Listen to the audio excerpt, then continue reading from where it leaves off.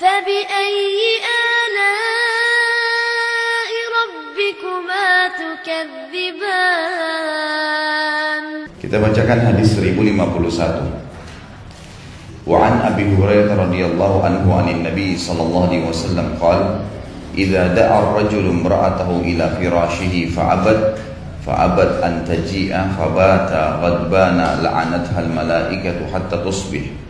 Muttafaqun alaihi wal lafdhu lil Bukhari wa li Muslim kana alladhi fis sama'i sakhitan 'alaiha hatta yarda 'anha.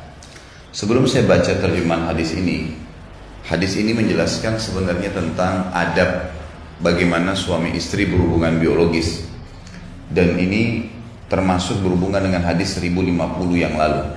Kalau 1050 yang lalu dianjurkan agar membaca doa sebelum berhubungan biologis, dan yang ditekankan, diwajibkan adalah laki-laki, sementara perempuan itu hukumnya sunnah.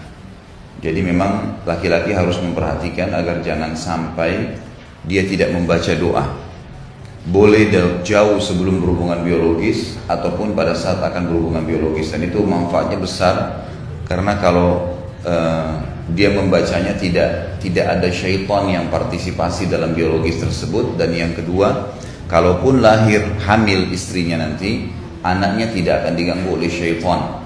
Kata para ulama hadis, tidak akan nakal dan mudah untuk menerima nasihat-nasihat agama. Termasuk juga adab sebelumnya ada 1049 tentang tidak boleh menggauli wanita di dubur, dan sudah juga saya jelaskan masalah ini, serta bolehnya melakukan hubungan dengan cara apapun selama bukan yang diharamkan. Yang diharamkan hanya meletakkan kemaluan di dubur dari laki-laki ke dubur perempuan, itu saja yang diharamkan. Selain daripada itu maka dibolehkan. Dan bab istimta ini, bab saling menikmatin suami istri, itu sangat terbuka lebar. Jadi tidak ada larangan kecuali hanya dubur saja. Dan juga nanti akan ada hadis tentang tidak bolehnya menggauli kalau sedang haid dan nifas di kemaluan. Tetapi selain kemaluan tetap dibolehkan. Sebagaimana hadis Bukhari menjelaskan, Aisyah radhiyallahu anha mengatakan, kami kalau sedang berhalangan dan ingin digauli oleh Nabi SAW, maka Nabi SAW menyuruh kami mengeraskan kain di tempat kemaluan, kemudian beliau menggauli kami. Hadis ini 1051 menjelaskan masuk dalam adab hubungan biologis dan juga tentang karakter laki-laki yang pernah saya sebutkan yang lalu. Jadi saya bilang kalau suami istri saling mengenal karakter itu akan sangat membantu keharmonisan rumah tangga. Karakter laki-laki dalam masalah kebutuhan pandangan mata, kebutuhan perut dan kebutuhan kemaluan ini dasar sekali. Ya, ini sangat dasar. Sehingga bagi dia itu segalanya. Bagi dia itu segalanya, artinya poin pertama dalam hidupnya.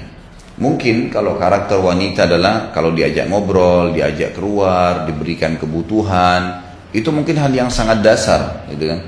Pada saat diajak ngobrol, diberikan perhatian, kemudian apa kebutuhannya dipenuhi, mungkin mau belanja ini, mau belanja itu dipenuhi, maka kejiwaan secara otomatis terbuka ya, untuk bisa lebih dekat dengan pasangan. Kalau laki-laki sebaliknya, berbeda sekali.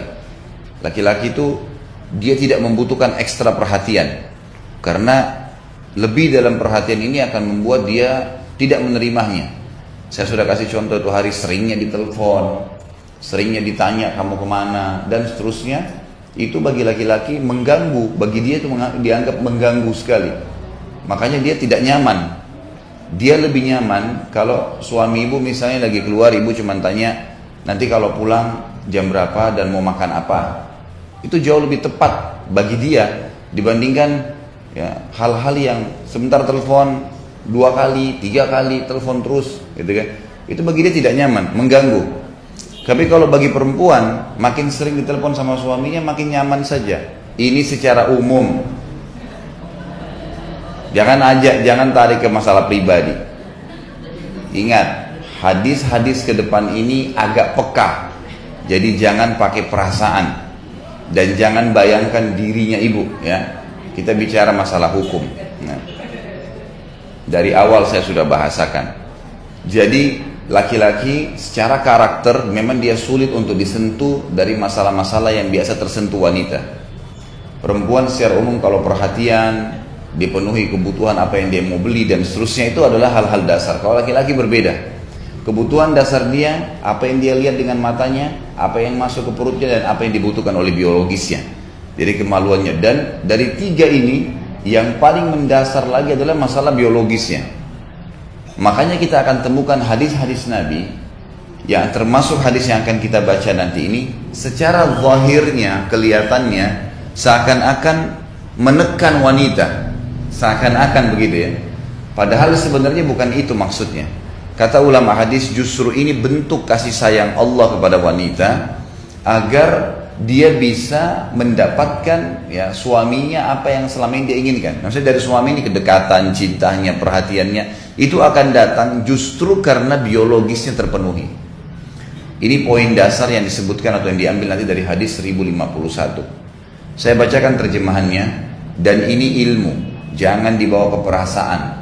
Dan dengarkan nanti apa penjelasan hadisnya gitu, yang supaya jelas. Dari Abu Hurairah anhu bahwa Nabi SAW bersabda, apabila seorang suami mengajak istrinya ke tempat tidur, ini bahasa kiasannya, artinya berhubungan biologis, baik itu di tempat tidur atau di tempat lain, selama itu bukan tempat yang diharamkan, gitu kan? Tentu ada tempat yang tidak boleh ya, seperti WC misalnya, gitu kan? Itu tidak dibolehkan berhubungan biologis karena tidak bisa berzikir kepada Allah. Sementara sebelum biologis dianjurkan untuk untuk membaca doa. Dan WC yang tidak boleh, tetapi kamar mandi dibolehkan. Kamar mandi secara umum dibolehkan. Karena Aisyah radhiyallahu anha pernah berkata dalam hadis Bukhari, kalau beliau pernah di dalam satu bak mandi bersama Nabi SAW, tidak ada penghalang selembar kain pun kecuali air-air yang ada. Jadi kalau di bak mandi itu tidak ada masalah. Tapi kalau berhubungan biologis di klosetnya itu yang tidak boleh. Karena di kloset secara mutlak tidak boleh zikrullah. Sementara sebelum berhubungan biologis itu memang harus baca doa. Ya sudah bagaimana kita jelaskan di hadis 1050. Kalau seandainya seorang suami mengajak istrinya ke tempat tidur, bahasa kiasan yang artinya ke hubungan biologis, tapi ia menolak untuk datang, lalu sang suami marah sepanjang malam, maka para malaikat melaknatnya, sang istri, hingga datang pagi. Hadis muttafaqun alaih dan lafadznya menurut Bukhari. Menurut riwayat Imam Muslim, yang ada di langit, maksudnya Allah, murka padanya hingga suaminya memaafkannya. Hadis ini memiliki banyak sekali hukum syar'i. Yang pertama adalah suami istri, terutama dalam masalah istri di sini khususnya, harus selalu mendahulukan kebutuhan biologis suaminya. Hal mendasar, sebagaimana ada hal mendasar yang dibutuhkan oleh wanita. Hal yang mendasar tadi sudah saya sebutkan, perhatian, kebutuhan pokok yang dibutuhkan, apa yang dia butuh untuk dibelanja, baik makanan, baik pakaian, apalah perabot rumah, itu semua hal-hal yang mendasar. Sementara laki-laki hal yang mendasar itu adalah biologis. Memang begitu. Maka di sini seorang istri harus peka menangkap masalah tersebut. Jadi jangan heran kalau misalnya ibu melayani dengan bagus, sampai pernah ada yang WhatsApp ke saya mengatakan, Ustaz, bagaimana saya harus membahasakan ke suami saya kalau dia minta terus berhubungan biologis, gitu kan? Jadi saya sudah berapa kali melayani tetap saja dia minta. Saya membahasakan, mestinya ibu mengatakan alhamdulillah karena suaminya melampiaskan ke ibu, gitu ya. Ini bahasanya, ya. Sebentar, jangan bawa perasaan. Hah? Ya, ibu bayangin 10-20 kali wajar lah. Kalau orang 2-3 kali enggak, itu kan wajar. Kalau ibu bayangkan ini sekian puluh kali, wajar ibu mengatakan itu tidak normal. Tapi kalau suaminya masih mau melakukan hubungan biologis dan sama dia membahasakan ke dia, dia pun masih punya kemampuan, bukan orang sakit, masih normal. Permasalahannya apa? Gitu kan? Karena syaitan ini masuk ke dalam jiwa manusia, ke semua pintu, apa saja. Misal, kita punya pintu berbuat dosa, syaitan masuk di situ. Kalau tidak bisa, kita suka ibadah, maka di ibadah itu ibadah itu kalau bisa ditinggalkan